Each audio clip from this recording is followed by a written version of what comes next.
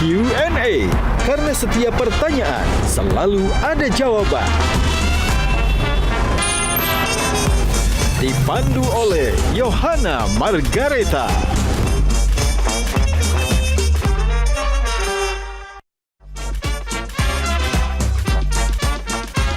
Panelis kita hari ini. Nah, yang gue penasaran tuh lu terganggu gak sih, Nes? Kalau misalkan ketemu sama orang terus dibilang, oh aslinya gini ya, aslinya ternyata dia dingin ya. Ada nggak yang datang tiba-tiba, Nes, gue kasih duit, bikin film dong tentang ini. Ada lagi. Ernest khusus stand up komedi, tapi tiba-tiba Ernest loncat ke film. Nggak pernah kebayang waktu itu bahwa Ernest lari ke film. Biasanya gimmick dikasih skrip. Ya. Ini gimmick nggak ada skripnya. Betul. Nggak apa-apa. Yang penting penonton bayarnya nggak ada perempuan juga. Nah, kayak dulu mudanya kenapa? Kok miring?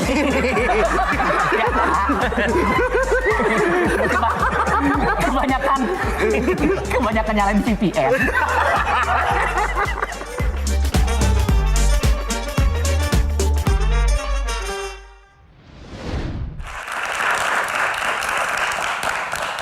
Apa kabar pemirsa? Berjumpa lagi bersama saya Yohana Margareta dalam program spesial Metro TV Q&A karena setiap pertanyaan selalu ada jawaban. Dan terima kasih kepada pemirsa yang sudah setia menonton Q&A dan terima kasih untuk para penonton yang ada di sini, teman-teman mahasiswa di Jakarta. Terima kasih teman-teman, tepuk tangannya mana? Dan tentu saja kali ini saya tidak sendiri ya, seperti biasa ada panelis yang luar biasa menemani kita di Q&A kali ini. Tepuk tangan yang paling meriah dong buat Gian. Idola Gensi Kang Maman. Tepuk tangan. Yang paling akhir Ge Pamungkas. Udah bisa ketebak dong kalau tiga orang ini nanti akan seperti apa ya suasananya. Ditambah lagi bintang tamu kita kali ini, teman-teman akan menghadirkan sosok yang sangat inspiratif. Sosok ini mulai dikenal luas usai menetapkan langkahnya sebagai komika. Ia pun menyebar cerita lewat film dan kini dikenal sebagai sutradara hingga produser yang punya gaya dan gagasan kritis. Lewat karyanya ia pun juga berhasil menarik perhatian banyak orang dengan gaya komedi yang sering mengangkat tema-tema terkait identitas dan juga pengalaman pribadinya. Apakah ia masih sekritis dulu atau justru semakin agak lain nih dari yang kita kenal? Siapakah sosok yang satu ini? Kita simak dulu cuplikan berikut ini. Cari pakai mata. Papa, semut itu bisa duduk nggak ya? Laundry. Ya. Bentar Mas. Di sini 8.000. Tiara boy. Tadi katanya jangan bergerak. Ini nggak bergerak, Mas. Kok? Joyong kok. Apa kamu ngomong gitu sih? Cilok, A. Siapa tahu dia orang Arab, tapi berwajah Oriental. Kalian semua kemari. Kamu nggak lihat ya? Itu ada koko-koko manis. Kamu kayaknya gendutan ya. Kamu udah cantik, cocok lagi. Ini bukan film art kan? Komersil Pak, komersil. Bilang film yang ingin mendapatkan gadis. Mereka semua itu takut dan kakak. Rumah hantu kita viral. Viral? Aku ada usul, agak lain memang. Ini pasti berhasil. Tepuk tangan dong. Langsung saja ya kita undang Ernest Prakasa. Halo, apa kabar Kak Ernest? Boleh berjabat tangan dulu. Halo.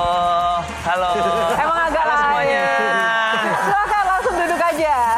Aku mau nanya dulu 3 panelis, satu kata tentang Ernest. Gian. Visioner. Visioner. Oh wow. Makasih. Kang Maman, satu kata soal Ernest. Sayang banget sama istrinya. Oh banyak. Oh kata ya? Banyak satu. Oh detail. Detail. Oke, G. Lovely. Awkward sih, Ge. Agak awkward sih, Ge. Gimana? Bener semua tapi yang Ya nggak tahu lah, biar orang yang nilai ya. Nah, Kak Ernest langsung aja kita pengen banget nih update kehidupan, karir dan juga karya-karya terkini. Kita penasaran juga dan juga kehidupan tidak hanya di dunia nyata ya, tapi di kehidupan di media sosial. Nah, ini agak tarik nafas. Tapi sebelumnya aku mau nanya deh, Kak Ernest ini kan dulunya tadi kita sempat lihat profil di videonya sebagai komika yang jadi produser sukses juga, sutradara juga. Kalau bisa melihat diri Kak Ernest sekarang, masihkah melihat dirimu sebagai komika yang bisa membuat orang tertawa atau produser yang mulai jarang senyum karena mumet begitu? Nah, sekarang yang mana? Ekstrim ya pilihannya yang bikin orang ketawa sama. Tapi sebenarnya nggak banyak orang tahu komika itu di panggung bikin orang ketawa, di balik panggung kita mumet, bener gak? Itu gitu. Orang banyak nggak tahu mumet juga. Nah, tapi Ernest begitu? Aku sebenarnya apapun yang dikerjakan pada dasarnya kan emang ya senangnya total ya. Jadi karena nggak suka setengah-setengah, jadi sekarang karena lagi total di film makanya stand up-nya lagi agak ditinggal dulu gitu. Karena butuh fokus dan energi yang besar untuk bisa stand up secara konsisten gitu. Nah, Ernest itu kan kalau misalnya di publik itu kan pribadi yang lucu, komikal begitu. Tapi aslinya tuh gimana sih kalau sedang bekerja itu galak kah? Emang coba Gege tolong testimoni Gege Pamungkas. Nggak, kesannya kayak kalau misalkan komika itu kehidupan aslinya bakal ketawa-ketawa terus gitu. Badut sulap setiap hari ada orang ulang tahun kayak gitu ya. Tapi enggak. Ernest tuh gimana aslinya di balik layar? Pendiam. Ngomong kalau misalkan memang ada yang menarik. Menarik. Gitu. Maksudnya kan kita bisa tahu lah zaman sekarang kan ada orang yang suka melakukan basa-basi, paling basi tuh ada gitu. Nah, kalau Ernest tuh nggak kayak gitu. Nah, yang gue penasaran tuh lu terganggu nggak sih, Nes? Kalau misalkan ketemu sama orang terus dibilang, "Oh, aslinya gini ya, aslinya ternyata dia dingin ya." Gak gitu. Selucu di medsos. Berharapnya gitu. kayak di panggung gitu. Atau lu kalau misalkan ketemu orang karena lu udah ada label komedian, lu ketemu orang kayak, "Hai, apa kabar?" Terus buang-buang rule of three gitu tiba-tiba. Sebenarnya itu persepsi umum sih dan miskonsepsi yang sangat lazim sebenarnya. Pikir tuh orang kalau komedian di panggung gitu terus ketemu aslinya tuh bakal lucu, bakal seru. Kenyataannya sih mungkin dua hal ya. Pertama, untuk bisa lucu tuh biasanya orang punya banyak trauma dan luka ya biasanya ya. Aslinya tuh udah dark duluan sebenarnya. Kedua, ketika orang melucu sebagai sebuah profesi, sebagian besar tuh ya melucu tuh ketika kerja. Jadi sehari-hari udah males. Tapi ada beberapa orang-orang tertentu yang memang bawaannya tuh happy-nya kalau dia ngelucu terus. Contoh Panji misalnya kan. Panji kan mau dimanapun ngelucu. Tapi kalau Raditya Dika misalnya ketemu sehari-hari pasti cemberut mulu. Ini menariknya adalah sosok Ernest yang pendiam, yang detail, serius. Seperti itu yang tadi dibilang Ge Pamungkas. Tapi kalau di medsos tuh kan bawel ya. Bawel, punya nyali, menyuarakan, mengkritik sesuatu yang terkait dengan sosial, politik, kebangsaan. Nggak takut apa akan berdampak pada kehidupan pribadi, karir begitu? Jawaban versi santainya gatel aja gitu. Kayaknya kalau nggak disampaikan unek-uneknya tuh gitu. Kalau orang merasa dirinya seniman tuh punya tanggung jawab untuk menyuarakan suara rakyat lah gitu. Dan ini bukan sesuatu yang aku state sendiri buat aku, nggak. Dari zaman kita mundur dari zaman Yunani kuno juga yang menyuarakan kritik terhadap pemerintah itu ya seniman teater di panggung, komedi yang menyindir-nyindir kebijakan pemerintah ketika itu. Jadi seniman tuh pada kitanya seniman itu memang punya tanggung jawab untuk bersuara sebenarnya. Justru seniman yang tidak bersuara yang aneh. Oh gitu, ada nggak di Indonesia? Oh banyak. Itu namanya pantomim, nggak masalah. Bukan. Sekarang lu gimana caranya pantomim menyuarakan kalau misalkan Indonesia tidak baik-baik saja gimana? Bukan pantomim. Tapi itu pilihan karir. Artinya aku paham ya, tadi bersuara ada resikonya, tidak bersuara lebih aman, ya itu pilihan lah. Ada backingan nggak sih kenapa jadi akhirnya nggak takut bersuara? Backingan saya adalah Tuhan. Dia backingannya siapa? Sangar banget. Apa? Backingannya siapa? Pancasila. Silakan Gen. Kok Ernest kan bersuara nih, kadang-kadang pasti kan terkesannya berpihak ke sana, ke sini. Betul. Ada nggak yang datang tiba-tiba, Nes, gue kasih duit, bikin film dong tentang ini. Ada lagi. Ada. Cuman aku rasa itu bukan sesuatu yang aneh ya. Maksudnya terutama di kemarin pas zaman-zaman Pilpres kan. Pasti filmmaker, produser, sutradara akan ada aja lah yang ngajakin. bikin dong soft sell aja, nggak usah terlalu menonjolkan. Tapi sebenarnya arahnya ke sana ya. Kalau buat aku sih alasannya, sorry nih kita Imaginary 1 tahun cuma bisa bikin 2 film, jadi film kita udah kita tentukan. Walaupun bayarannya gitu. gede, berapa berapa ditawarin Kak waktu itu? Uang tuh buat apa sih? Enggak ya. Enggak, benar serius.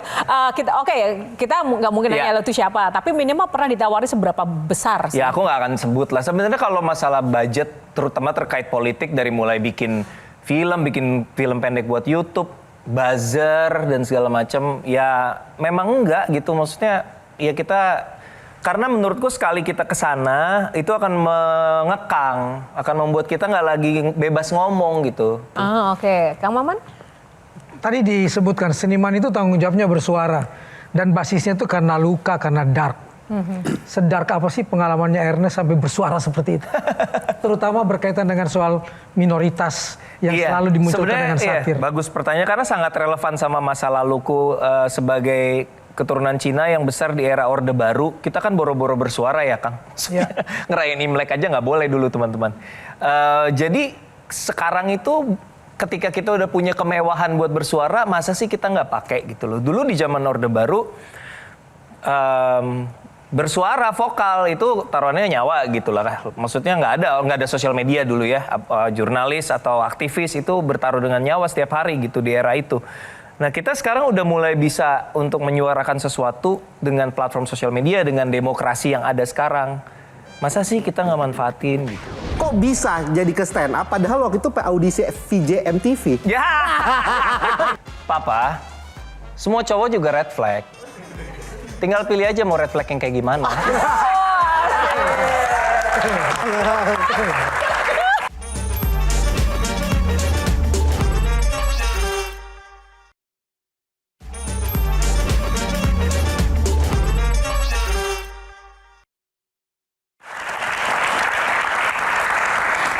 Selamat datang lagi di Q&A. Kak Ernest, aku mau nanya deh, sutradara iya, produser iya, komika iya, apalagi sih pekerjaan yang dilakukan di balik layar selama ini? Ya itu produser, sutradara, penulis, multi talenta banget gitu loh seorang Ernest. Itu apa hal yang selama ini publik nggak pernah tahu tentang Ernest? Pekerjaan lain selain yang memang kita tahu. Gue yang orang nggak tahu apa ya? Hah? Ada nggak? Bandung. Apa? Oh, zaman dulu dong itu. Penyiar radio dulu waktu kuliah. Waktu kuliah penyiar radio. Kerja kantoran sebelum stand up. Tapi cita-cita aslinya apa? Cita-cita aslinya nggak pernah jelas cita-citanya sih ya dari dulu. Pengen apa gitu dari kecil seorang Ernest gitu nggak pernah? Nggak inget pernah punya cita-cita sih, ngalir aja udah. Lu kuliah HI kan?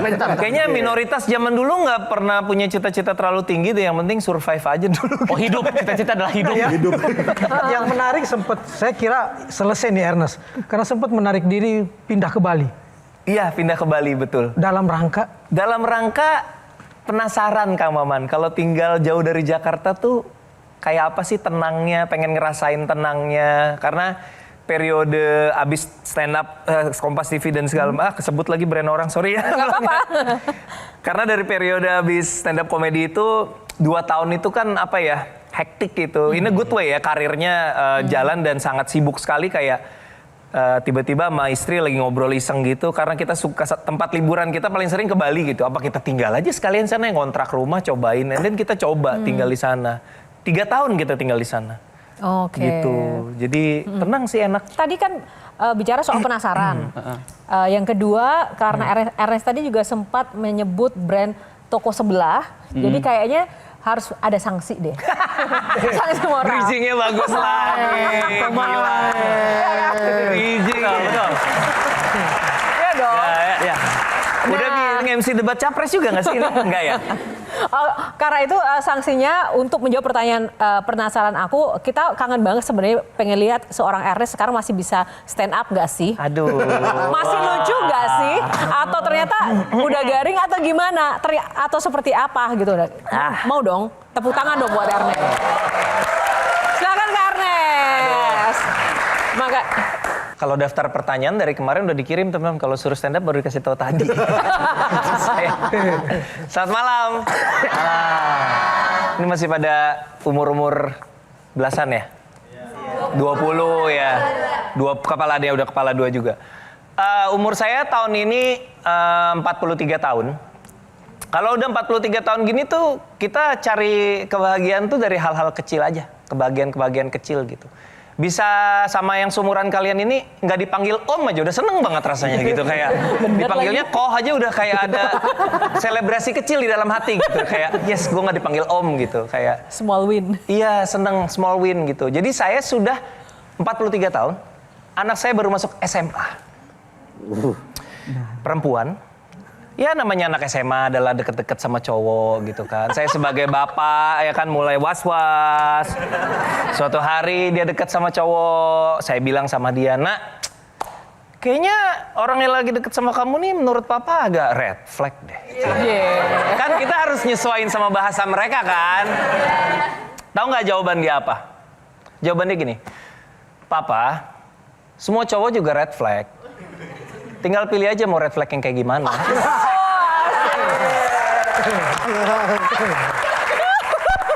Saya cuma membayangkan seandainya kasus ini terjadinya saya ke papa saya gitu.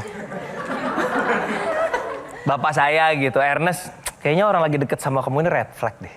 Terus saya jawab gitu, papa semua cewek juga red flag, tinggal pilih aja mau red flag yang kayak gimana. Yang terjadi berikutnya kayaknya red blood, ditampol.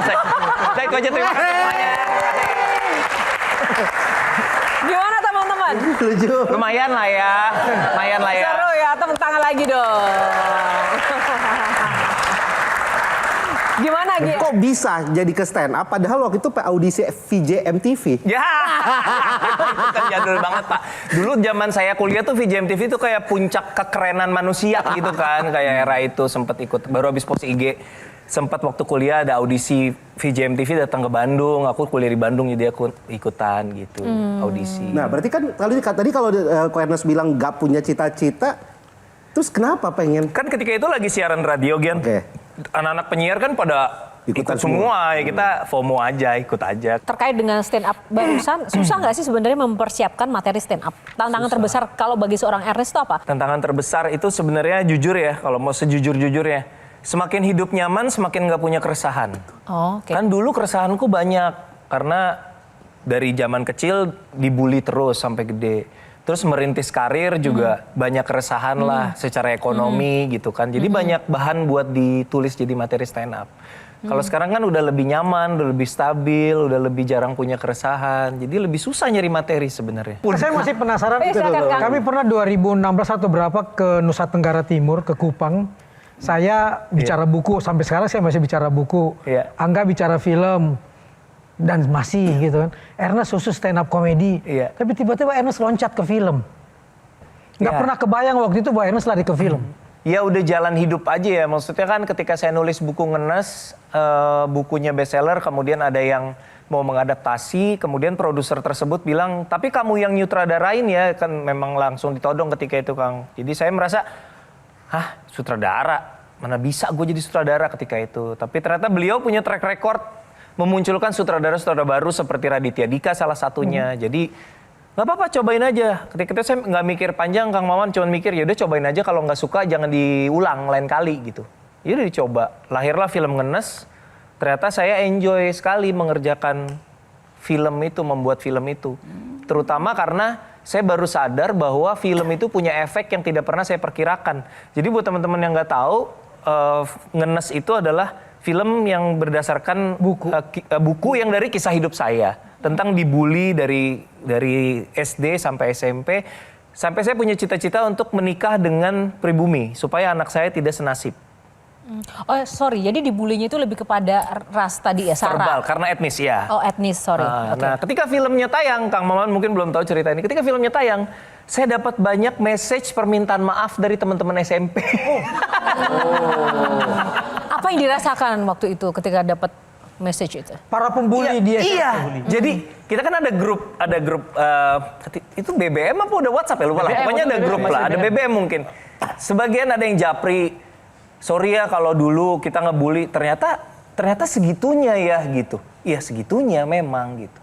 Dan pesan moralnya apa? Pesan moralnya adalah bahwa film itu bisa mengubah hidup orang dan mengubah perspektif orang. Bukan cuman film komedi bahkan, bukan cuman bikin ketawa. Tapi film komedi itu bisa, komedi itu hanya cara menyampaikannya aja komedi. Tapi sebenarnya di dalamnya itu message itu serius banget gitu. Nah, yang menarik dari Ernest itu kalau aku amatin, aku nggak pernah absen ya dari film-filmnya Ernest by the way. Terima kasih banyak. Karena filmnya itu agak unik gitu. Uniknya gini, value-nya itu sangat kental tentang keluarga, tentang cinta, tentang sosial, kasih sayang. Bahkan kadang kita itu tidak pernah mendapati sebuah konflik yang dramatis, semuanya natural, ya kan, mengalir begitu aja. Itu apa sih yang dipegang teguh untuk bisa menghasilkan karya dengan model yang begitu? Sebenarnya aku selalu merasa keluarga itu adalah sebuah entitas yang sangat unik gitu, dan kita semua punya keluarga dengan berbagai macam keadaan dan formasi ya. Ada yang utuh, ada yang single parent, ada yang tidak ada parent bahkan. Dan aku merasa itu sebagai sumber cerita yang nggak pernah habis gitu. Jadi kalau misalnya kita bisa cerita sesuatu yang dekat, kenapa harus cari yang jauh-jauh sih? Nah, biasanya sumbernya itu dari pengalaman sekitar, buku, medsos, novel, atau apa? Pengalaman atau pengamatan? Pengamatan. Oh ya, kalau cek toko sebelah kan buatku deket sekali karena aku dari kecil mamahku memang punya toko sembako. Walaupun aku nggak disuruh nerusin, tapi aku tumbuh besar di sebuah toko sembako. Jadi tahu keadaannya seperti apa. Mudanya kenapa? Kok miring ini? Lobet. Wow. Old money. Saya kalau lobet beli baru.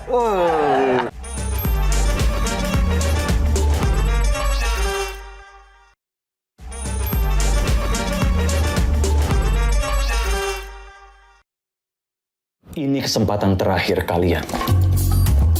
Saya mau kali ini dilakukan dari dalam dengan cara yang tenang. Lakukan operasi penyamaran. Laksanakan.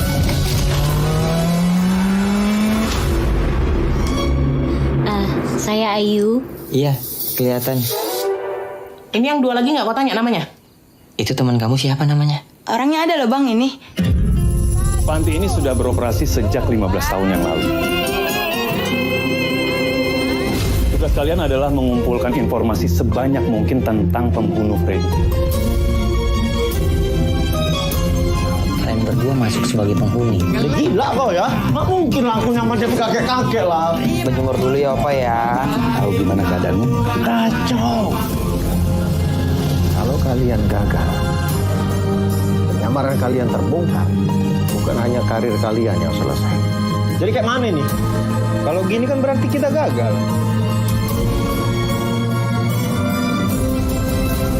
Menyala pantiku. Kok bau anjing ya?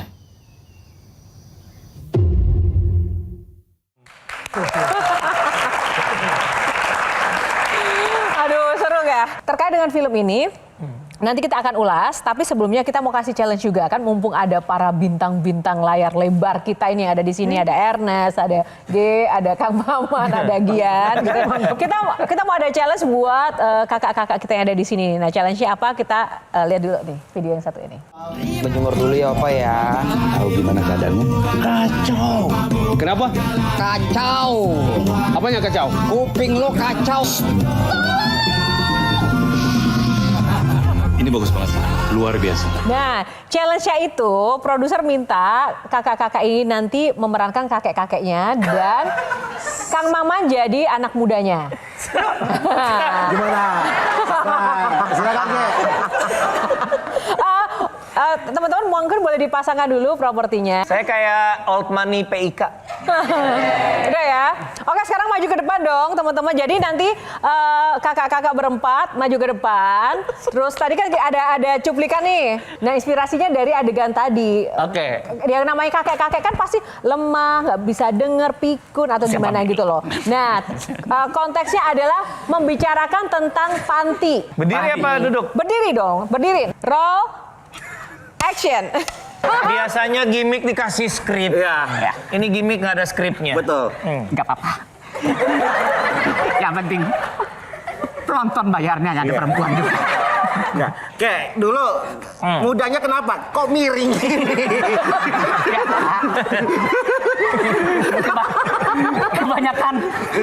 Kebanyakan nyalain VPN. Lobet. Wow. old money. Saya kalau lobet beli baru. Dia nginjek lagi. Iya benar. Halo Haris. Ya Emang nyangkut ya? emang nyangkut. Ya. Nah, masa ngomong gini? Pasti kena gigi palsu ya. Enggak, ini panjang masuk ke mulut tuh. Oh iya emang gitu, makanya iya. Kamu sekarang kayak kakek-kakek tukang ngajarin kungfu. Saya logo Mr. Sarmento. Tapi ini anak muda mau ngapain? Iya. Bentar dulu, aku belum komentarin kamu ya. Kenapa kamu ini? Kenapa? Kulit Ambon Batak tapi kok alis aborigin? Kamu ini. Nah, konsepnya bagaimana ya? Albino. Iya. Tapi gini Kek, Ya. yang tua kita, kok yang botak dia? Kenapa kamu? Masih muda udah menopause kenapa? Jelaskan jadi panti. Itu sibuk kamu. Iya. Apa ini? Bukan apa-apa, ini masuk mulut rambut-rambut ini. Oh ya. Kamu bagaimana perasaan kamu itu? Kamu masih muda sekarang, kegiatan kamu apa? Jawab. Kamu perasaan? Kok mikir? Kesannya waktu masih muda tuh lama sekali. Itu apa sih? Itu motif apa? Motif Ini apa? motif apa itu? nih? Motif apa? Nah, iya. Suasana bangsa hari ini. Acak adul. Ya, anak muda, kamu jangan terlalu serius seperti itu. Ya. Kamu jangan terlalu Thank you. Kapan lagi ya ngerjain Ernest ya? Tapi gimana Kang Maman? Kang Maman, walaupun ini cuma role play biasa, tapi kan rasanya acting yang harus improvisasi tanpa ada skenario kayak gitu, bisa kebayang nggak sih di dunia perfilman, apalagi menjadi sutradara kayak Ernest ini, pasti nggak mudah. Kelihatan siapa aktornya, siapa yang bukan kan. Begitu. Tanpa skenario pun bisa jadi gitu kan. Langsung ngeblend. Itu yang menarik. Kalau kamu harus ditulis dulu ya. Nah ini menarik relate dengan filmnya Ernest tadi ya. Salah satu hal yang aku juga garis bawahi dalam memilih pemeran di situ, Ernest selalu mengangkat sosok-sosok yang baru, yang mungkin banyak yang mungkin tidak dikenal sama orang. Bahkan Ernest sering sekali membesarkan orang-orang melalui filmnya Ernest. Ada nggak sih alasan-alasan tertentu memilih pemeran tuh harus seperti apa? Pemeran film itu kan sebenarnya yang nomor satu, ada dua elemen kan. Yang pertama skillnya, tentunya skill actingnya, of course. Yang kedua adalah kecocokan dia dengan karakternya. Kadang-kadang ada yang skill actingnya bagus, tapi pas kita coba untuk karakter tersebut kok kayaknya bukan seperti ini yang kami bayangkan ketika baca skripnya gitu. Jadi kalau skill actingnya bagus, kecocokan dia dengan karakternya bagus, ya itulah yang terutama gitu. Kadang-kadang ada faktor lain, tapi buat kami pribadi di Imaginary sih nggak terlalu kayak jumlah followers, misalnya seberapa populer gitu.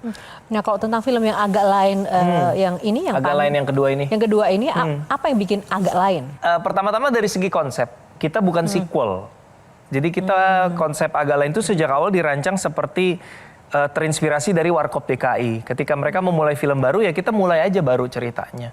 Jadi ya tidak ada kait sangkut pautnya dengan cerita sebelumnya gitu. Jadi kalau sebelumnya mereka jaga rumah hantu, selesai petualangan itu ya selesai.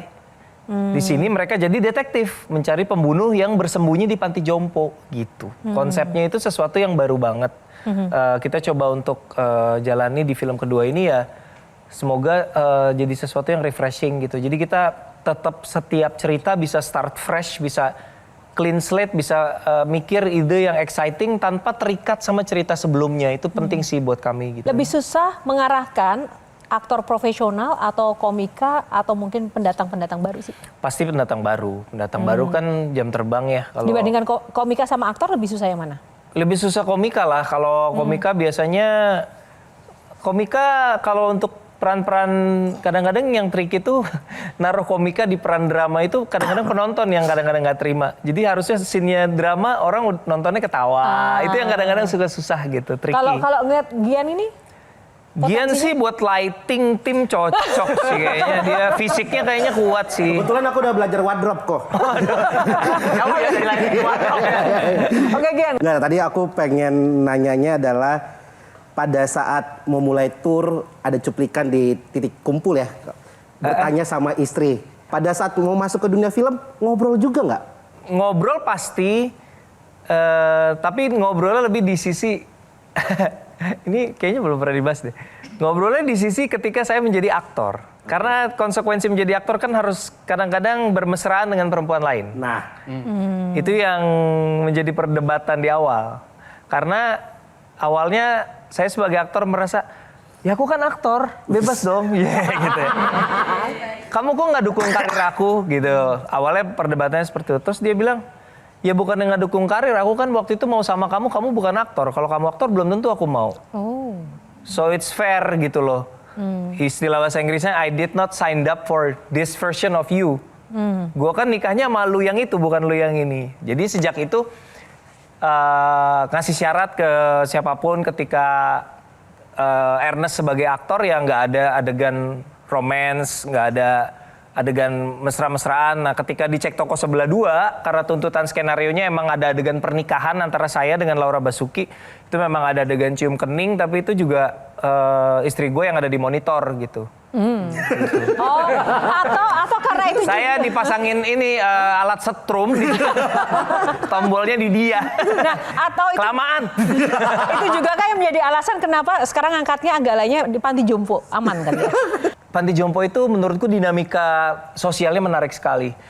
Di satu sisi seolah-olah orang Indonesia tuh merasa kalau naruh orang tua di panti jompo tuh kayak terbengkalai gitu, kayak ngebuang gitu. Padahal banyak orang tua di panti jompo lebih memilih untuk berada di situ daripada tinggal sama anaknya nggak keurus. Di situ dia ada yang ngurus, ada rekan-rekan sebaya bercanda bareng. Jadi ternyata tidak, panti jompo itu bukan tempat yang persepsi sebagian orang termasuk saya kayak kasihan ya ditaruh di panti jompo nggak diurus sama keluarganya. Ternyata di panti jompo kita datang pas kita survei lokasi, teman-teman datang ke panti jompo, mereka lagi main piano sambil main kayak keyboard gitu sambil nyanyi-nyanyi gitu, kayak ternyata ya sebagian happy juga. Mungkin ada yang sedih karena berpisah sama anak ya, tapi banyak juga yang terlihat menjalani hari dengan riang gitu. Nah, tapi goals dari Agak Lain 2 ini apa?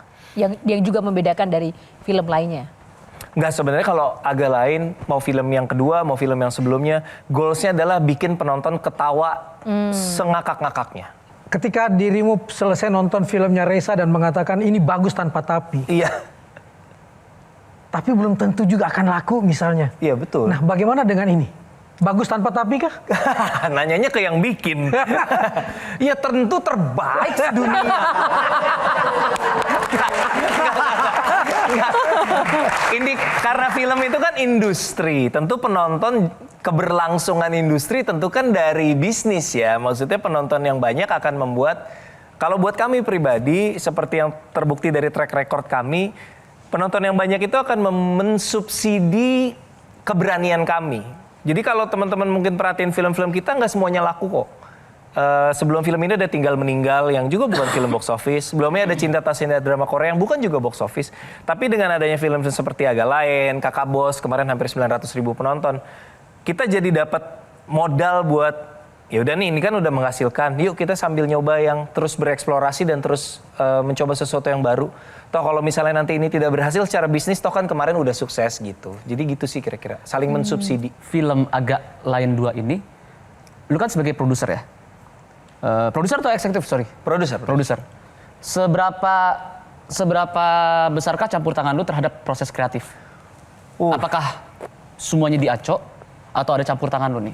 Soalnya kan kita tahu nih, ada beberapa produser kan kalau misalkan dalam dunia perfilman kan harusnya produser kan tidak campur tangan. Iya. Tapi faktanya di Indonesia tuh banyak tuh sutradara yang dibungkam.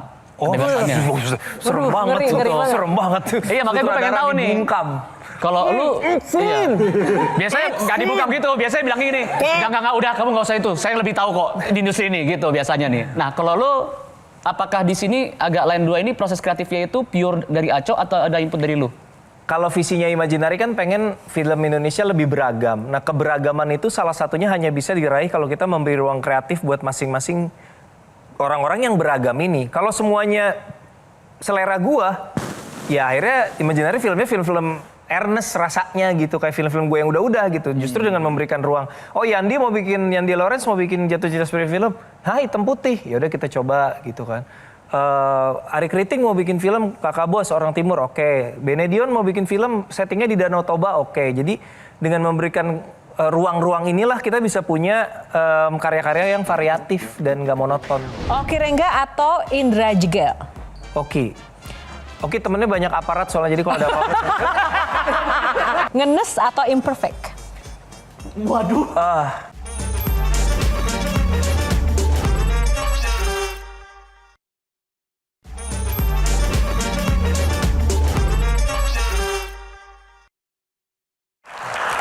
Ya, kembali di Q&A. Sebelum nanti saya lempar ke panelis, saya mau tanya dulu. Menurut Ernest tuh komika yang aktingnya paling keren? Siapa Ernest? Kalau dari pengalaman saya sih sejauh ini dalam konteks film-film imajinari mungkin Boris Bokir. Boris Bokir ya? Boris Bokir. Oh, nah bicara soal Boris Bokir nih. Ini jawab singkat ya, sesingkat mungkin. Boris Bokir atau Oki Rengga? Secara acting? Secara umum, pilih Boris atau Oki Rengga? Pilih Boris atau Oki? Oki. Oki Rengga atau Indra Jegel? Oki temennya banyak aparat soalnya, jadi kalau ada apa-apa.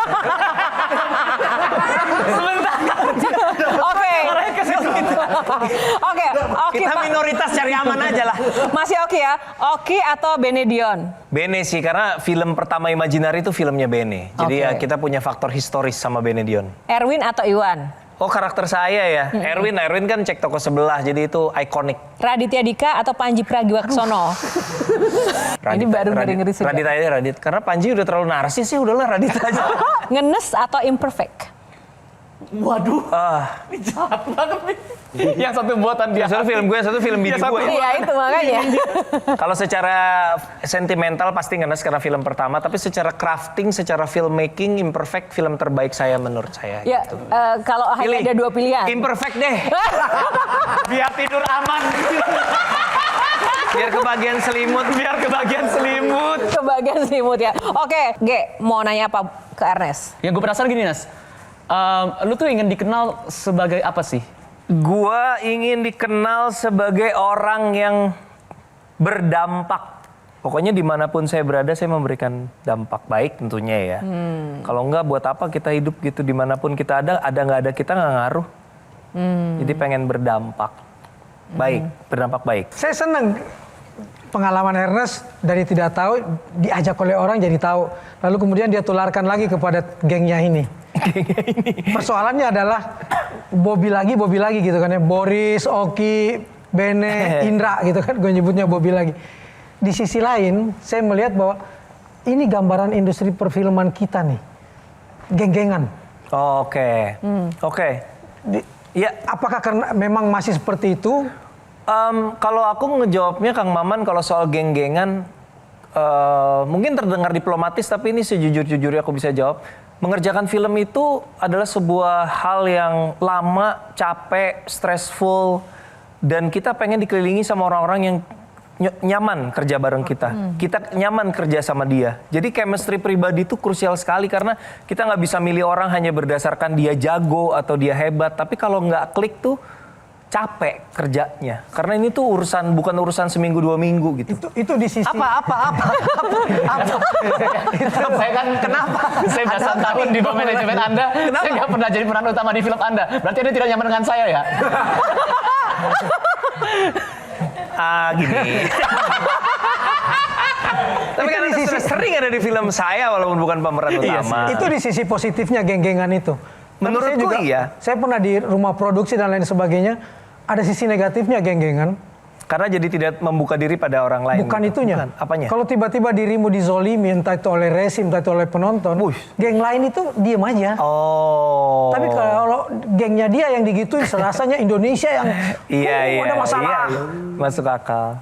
Tapi sebenarnya kan kalau kita konteksnya industri film sebenarnya imajinari sih cukup luas juga Kang Maman. Maksudnya nggak seluruhnya mainnya sama komika terus gitu. Kayak film Jatuh Cinta seperti film-film juga kita kerjasama sama Yandi Lawrence.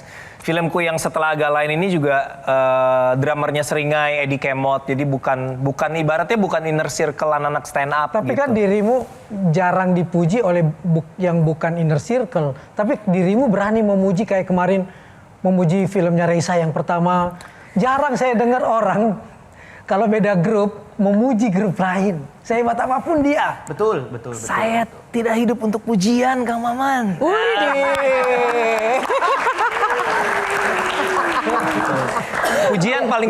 apresiasi paling penting itu tentu apresiasi dari kolega itu menyenangkan ya. Selalu menyenangkan. Tapi yang lebih penting dari apresiasi orang yang sudah berkorban paling besar untuk menikmati karya kita, dalam hal ini penonton gitu. Itu yang harus didengerin banget gitu. Kalau penonton kecewa, nggak bisa kita ngomong, alah lu tahu apa sih, lu pikir bikin film gampang. Nggak bisa gitu. Mereka udah bayar, mereka nonton, mereka kecewa, valid. Artinya gimana caranya supaya lain kali mereka happy gitu. Jadi ya yang paling kita kejar pujian dari penonton sebagai orang yang punya stakeholder utama di karya kita gitu sih. Gitu. Kalau sesama ya muji dengan senang hati, kalau nggak dipuji ya udah gitu. Bukan pujiannya, sebaliknya nih. Ketika dirimu tiba-tiba dihajar, emangnya grup lain mau bantu dan menyuarakanmu? Itulah kenapa saya kalau urusan hajar-menghajar, saya tadi Oki Rengga itu tadi ya. Oke, Gian. Masih dalam industri film. Tadi bicara tentang idealis. Idealis dulu apa mapan dulu? Karena kalau kita bicara filmmaker di luar sana, mungkin ada yang berpikir kayak, ya gue pengen idealis, tapi belum punya modal. Betul. Pertanyaan pertama, idealis dulu atau mapan dulu? Dan yang kedua adalah bagaimana buat filmmaker di luar sana yang mungkin pengen mempertahankan idealisnya tapi tidak punya rumah atau tidak punya modal. Idealisme itu kan ada resiko dan ada cost-nya juga ya. Nah, kebetulan ketika kita pertama terjun dan idealis dan bikin ngeri-ngeri sedap, secara penonton banyak kebetulan. Jadi itu membiayai film pertama, langsung bisa membiayai idealisme kita beberapa proyek ke depannya gitu. Jadi diputar dari situ. Tapi kalau buat teman-teman yang belum punya kesempatan itu, I would say ya mempersiapkan diri dulu, mapannya dulu, baru idealismenya bisa terwujud sih. Maksudnya terlalu naif juga gitu kalau pengen apa-apa idealis, tapi sebenarnya masih bergantung sama orang lain kan. Sebenarnya kalau bisa independen, idealisme butuh independensi menurut gue gitu. Jadi kita kalau itu udah bisa independen, barulah idealis. Gitu. Waktu kita, sorry teman-teman, udah sangat terbatas. Aku pengen kesan ataupun pesan lah dari masing-masing panelis untuk Ernest. Silakan, dari G dulu. Gue tuh percaya kalau misalnya kita hidup tuh tidak sendiri gitu. Selalu ada jari jemari Tuhan, selalu ada Tuhan yang membantu kita. Luar biasa. Ngeri. Kalau kita, iya beneran, dan kalau misalkan kita dengerin omongannya Ernest, ini ada beberapa pertanyaan yang gue jujur nggak tahu jawabannya, belum tahu jawabannya sampai di sekarang ini akhirnya gue tahu nih jawabannya itu apa. Ernest tuh dari pertanyaan dari segmen awal sampai sekarang itu selalu dekat dengan beberapa kata, yaitu keluarga, istri, terus teman, sama loyalitasnya dia. Jadi integritasnya dia kayak gitu. Kayaknya kalau misalkan teman-teman pengen tahu kunci suksesnya apa, ingin seperti nge-copy blueprint seorang Ernest Prakasa, itu adalah ya kumpulkanlah orang-orang yang emang benar-benar positif, yang membantumu, apakah itu keluargamu, istrimu, atau teman-teman yang satu frekuensi. Hell, tadi kita aja suruh dia stand up dadakan, yang dia bawain bukan tentang banjir, bukan tentang macetan, yang dia bawain tentang anaknya. Maksudnya kita bisa ngelihat orang tuh kita bedah seperti itu, kayak gitu. Jadi mungkinnya salah satu blueprintnya ya itu Ernest dengan kepolosannya dia ya, meskipun dia tahun ini umur 43 ya kayak gitu. Oke. Itu paling. Thank you, Ge. Sangat komprehensif ya, luar biasa panelis yang satu ini. Kalau Kang Maman? Seperti yang diceritakan dengan pengalaman dark di Bully itu, mudah-mudahan film-filmnya Ernest terus menyuarakan soal itu, karena itu masalah yang masih besar banget buat negeri ini. Itu yang pertama. Yang kedua, kalau ada orang mau cuci duit bikin film, tolak ya. Thank you. Terlalu relate. Gen. Kalau kita melihat perjalanan karir dari Ko Ernest ini adalah orang yang suka memberikan kesempatan banyak orang, dan kita bisa lihat dari film-filmnya dan terus seperti itu kok. Amin. Terus menjadi apa ya? Diberkati untuk memberkati. Di kesempatan ini gue juga mau terima kasih buat Ko Ernest, karena Ko Ernest panggung pertama stand up gue yang gue rasain terbesar adalah panggungnya Ko Ernest Mermelek Tour 2012. Udah lama tuh. Udah lama, jadi sangat spesial. Dan terima kasih juga buat G Pamungkas, mentor pertama saya di Bandung. Oke. Kang Maman, mentor pertama saya di Suci. Dan Metro TV pertama saya untuk stand up. Oke.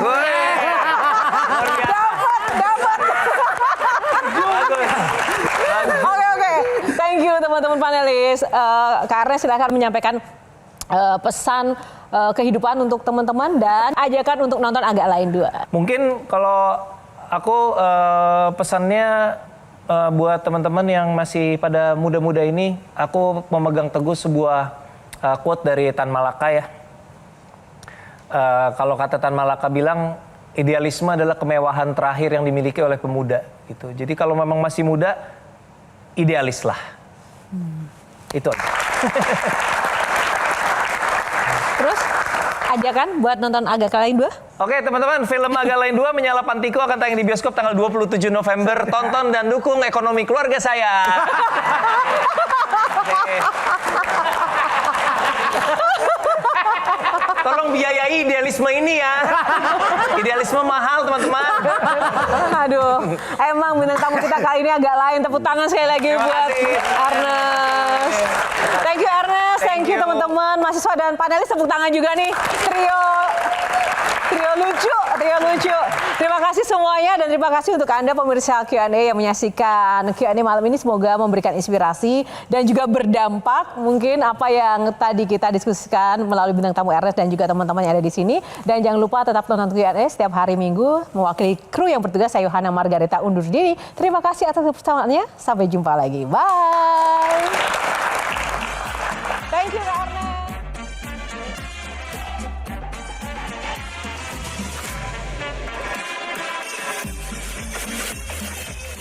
Jelajahi cara baru mendapatkan informasi. Download Metro TV Extend sekarang.